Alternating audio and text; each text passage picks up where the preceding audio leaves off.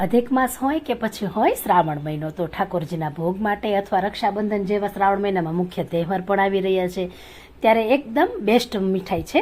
તો જુઓ, ટોપરા પાક મેં 3 જ વસ્તુથી અને ચાસણી વગર બનાવ્યો છે, જે એટલો સરસ સોફ્ટ બન્યો છે, મોઢામાં ગળી જાય એવો. પહેલી વાર બનાવશો ને તો પણ મસ્ત બનશે. સાથે જો રક્ષાબંધનમાં અનહાઇજેનિક મીઠાઈ ન ખરીદવી હોય અને ઘરે જ કંઈક પરફેક્ટ મીઠાઈ બનાવવી હોય ને તો બેસ્ટ મીઠાઈ છે. લુકમાં તમે જોઈ શકો છો કેટલો મસ્ત દેખાઈ રહ્યો છે, એટલો જ ટેસ્ટમાં છે. સાથે જ્યારે આપણે ટોપરા પાક બનાવીએ ત્યારે દૂધનું માપ કેટલું લેવાનું છે, ટોપરાનું માપ કેટલું લેવાનું છે, ખાંડ કેટલી લેવાની છે, આ બધી જ માહિતી મેં વિડીયોમાં સરસ રીતે સમજાવી છે. અને તમે લુક જોઈ શકો છો કેટલો સરસ આવી રહ્યો છે. કોઈ ન કહે કે તમે ઘરે બનાવેલો ટોપર પાક છે, બહારથી લાવ્યા હોય એવો જ લાગે છે. તો ચલો ટોપરા પાક બનાવવાની શરૂઆત કરી દઈએ. તો એક કડાઈ લઈ લેશું અને એમાં 1 લીટર જેટલું ફૂલ ફેટ દૂધ ઉમેરી દેશું. તમારે ફેટ વગરનું લેવું હોય તો એ પણ લઈ શકો છો. ત્યાર પછી ખાંડ ઉમેરી દઈશું. તો ખાંડનું માપ મેં અહીં 200 ગ્રામ લીધું છે. તો 1 લીટર દૂધ સામે 200 ગ્રામ ખાંડ પરફેક્ટ માપ છે. તો હવે ખાંડને આપણે મીડિયમ ગેસ પર ઓગાળીશું. તો જુઓ, સરસ રીતે આપણે હલાવતા જ રહેવાનું છે. તો ખાંડ એવી સરસ એવી એમાં ઓગળી જશે. તો ખાંડ ઓગળતાની સાથે જ આપણે ગેસની ફ્લેમ કેવી કરી દેવાની છે, ધીમી કરી દેવાની છે. અને સાઈડમાં જ દૂધને આપણે ઉકળવા છોડી દેવાનું છે. ત્યાં સુધી આપણે બીજી પ્રોસેસ જોશું. ખાસ ધ્યાન રાખીશું કે ધીમી ફ્લેમ રાખી દેશું. ત્યાર પછી એક બીજી કડાઈમાં 2 ચમચી જેટલું દેશી ઘી ગરમ કરી દેશું. અને ત્યાર પછી મેં 200 ગ્રામ જેટલું સૂકા ટોપરાનું છેણ લીધું છે. જો તમારે લીલું નાળિયેર લેવું હોય તો જે નાળિયેર હોય એના ઉપરનો બ્રાઉન કલરનો ભાગ હોય, છાલનો ભાગ, એ કાઢી લેવાનો. ત્યાર પછી ખમણીને તેને મિક્સરમાં દૂધ સાથે થોડુંક પીસી લેવાનું છે. તો અહીં ટોપરામાં સારું એવું મોઇશ્ચર જળવાઈ રહે અને ટોપરું શેકાવાથી એક સરસ એવો તેમાં સ્વાદ આવશે. તમે પોતે પણ જ્યારે બનાવશો ત્યારે તમને ખ્યાલ આવશે કે કાચું ટોપરું અને શેકાઈ ગયેલું ટોપરું ખૂબ સ્વાદિષ્ટ લાગતું હોય છે. તમે જોઈ શકો છો કે શેકાઈ જતાં તેનો કલર પણ થોડો કેવો થઈ ગયો, ચેન્જ થઈ ગયો છે અને એકદમ સરસ ટોપરું બની ગયું છે. તો આ રીતે આપણે તેને 3 મિનિટ માટે ધીમા ગેસ પર શેકવાનું છે. તો ટોપરું શેકાઈ ગયું છે. ત્યાર પછી સાઈડમાં તમે જોઈ શકો છો કે ધીમા ગેસ પર સરસ એવું દૂધ ઉકળી રહ્યું છે. તો જો જે ફરતી ફરતી જે પણ કંઈ મલાઈ થાય એ બધી જ આપણે લઈને અંદર જ ઉમેરતી જવાની છે. હજી દૂધ ઘણું પતલું છે. તો હવે આપણે 15 જેટલા કેસરના તાંતણા ગરમ દૂધમાં મેં પલાળ્યા હતા, એને આપણે અંદર ઉમેરી દઈશું.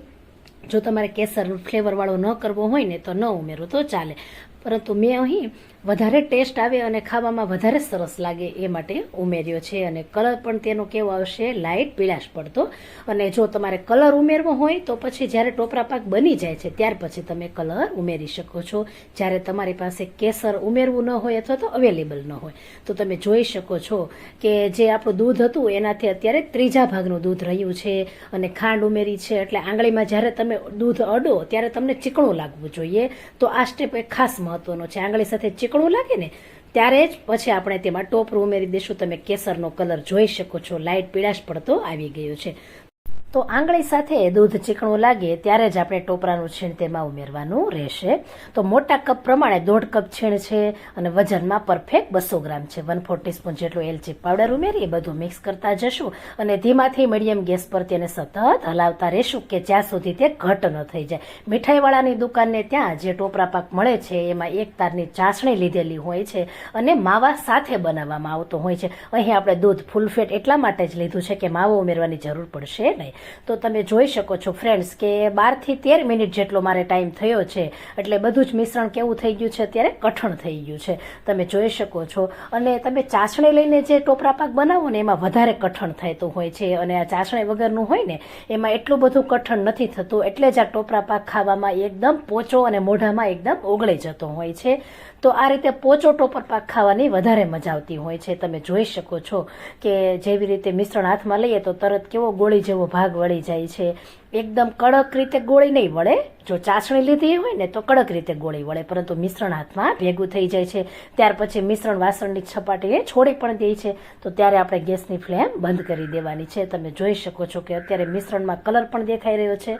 તો ત્યાર પછી આપણે એક મેં ચોકી લીધી છે. જો તમારી પાસે ચોકી ન હોય તો તમે થાળીમાં પણ આ પ્રોસેસ કરી શકો છો. તો એની અંદર એક બટર પેપર મેં ઘી લગાવી દીધું છે. ત્યાર પછી બધું જ મિશ્રણ આપણે ચોકીની અંદર પાથરી દેવાનું છે. તમારે પતલો જાડો કઈ રીતે રાખવો છે એ પ્રમાણે મિશ્રણને તમારે પાથરવાનું રહેશે. તો મેં આ પ્રમાણે મિશ્રણને પાથરી દીધું છે. તમે જોઈ શકો છો. ત્યાર પછી આપણે ગરમા ગરમ ટોપરા પાક હોય તો એમાં કટ નહીં આપવાના, એ વાતનું ધ્યાન રાખીશું કે જો ગરમા ગરમ કટ આપવા જઈએ ને તો ચાસણી વગર બનાવેલો આપણો ટોપરા પાક છે તો પરફેક્ટ બનશે નહીં. તો 4 કલાક માટે મેં જુઓ એને રૂમના તાપમાને જેમ ઠંડો થવા દીધો છે અને સેજે હાથ સાથે નથી ચોટતો. તો જો તમારે તાત્કાલિક વપરાશમાં લેવો છે તો પછી ફ્રીજમાં તમે 15 થી 20 મિનિટ માટે રાખી શકો છો તો પરફેક્ટ તેના શેપ પડશે. તો જો તમારે નેચરલી જેમને ઠંડો થવા માટે 4 થી 5 કલાકનો ટાઈમ લાગશે તો તમે જોઈ શકો છો ને કે કેટલો 3 જ વસ્તુમાં અને ચાસણી લીધા વગર કોઈ પણ માથાકૂટ વગર એકદમ પરફેક્ટ ટોપરા પાક બને છે. અને જે મેં તમને માપ આપ્યું છે ને એ તમે કદાચ પહેલી વાર બનાવશો ને તો પણ પરફેક્ટ માપ છે. 1 લીટર દૂધ સામે 200 ગ્રામ ખાંડ અને 200 ગ્રામ ટોપરું છે, એકદમ પરફેક્ટ છે. તો આ રીતે હવે ટોપરા પાક સરળતાથી ઘરે બનાવી શકો છો અને તમારા શેપ પ્રમાણે તમને ગમતો હોય એ પ્રમાણે તમે એને કટ કરી શકો છો. લુક તમે જોઈ શકો છો કે જેવો નેચરલી પીળો કલર જે હલવાઈ સ્ટાઇલમાં આપણે હલવાઈ લોકો બનાવતા હોય એવો જ કલર આવ્યો છે. અને જ્યારે તમે એને તોડીને જોવો છો ને ત્યારે તમને ખ્યાલ આવશે જુઓ કેટલો સોફ્ટ બન્યો છે કે મોઢામાં તરત જ ઓગળી જાય. કદાચ ચાસણી બનાવો ને તો થોડોક તમને કઠણ લાગે, પરંતુ આ ટોપરા પાક તો મોઢામાં તમે જ્યારે મૂકો છો ને ત્યારે એટલો ઓગળી જાય છે. ત્યાર પછી કેસરને મેં ગરમ પાણીમાં ઓગાળી લીધું હતું અને એકદમ ડાર્ક કેસરી કલરના મેં ડોટ કર્યા છે. જો તમારે ભગવાનને ન ધરવો હોય ને તો પછી તમે ડોટ છે ત્યાં તમે કેસરી કલર પણ વાપરી શકો છો, જે ખાવાનો ફૂડ કલર આવે એ. તો ફ્રેન્ડ્સ, જો રક્ષાબંધનમાં તમારે બહારની મીઠાઈ ન લાવવી હોય ને તો એકદમ એટ્રેક્ટિવ એવો જો ટોપરા પાક કોઈ ન કહે કે તમે ઘરે બનાવ્યો છે તો ચોક્કસ બનાવો. અને ટોપરા પાકની આ રેસીપી ગમે તો શેર કરવાનું ન ભૂલશો અને લાઈક અને કમેન્ટ આપી દેજો. ફરી મળીશું.